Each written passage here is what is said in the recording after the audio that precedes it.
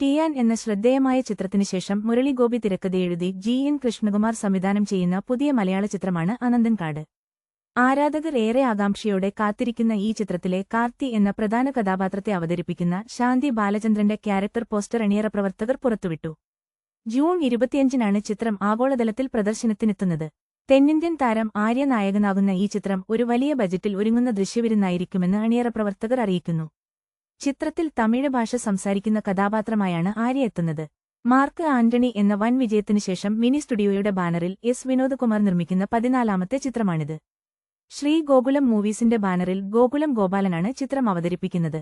കാന്താരയിലൂടെ പ്രശസ്തനായ ബി. അജനീഷ് ലോക്നാഥ് ആദ്യമായി മലയാളത്തിൽ സംഗീത സംവിധാനം നിർവഹിക്കുന്നു എന്ന പ്രത്യേകതയും ഈ ചിത്രത്തിനുണ്ട്.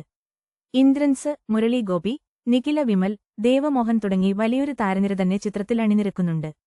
അത്യാധുനിക സാങ്കേതിക വിദ്യയിൽ ഒരുങ്ങുന്ന ചിത്രത്തിന്റെ ടീസർ നേരത്തെ തന്നെ സമൂഹമാധ്യമങ്ങളിൽ തരംഗമായിരുന്നു. സിനിമാ ലോകത്തെ കൂടുതൽ വാർത്തകൾക്കായി ഞങ്ങളുടെ ചാനൽ സബ്സ്ക്രൈബ് ചെയ്യുക.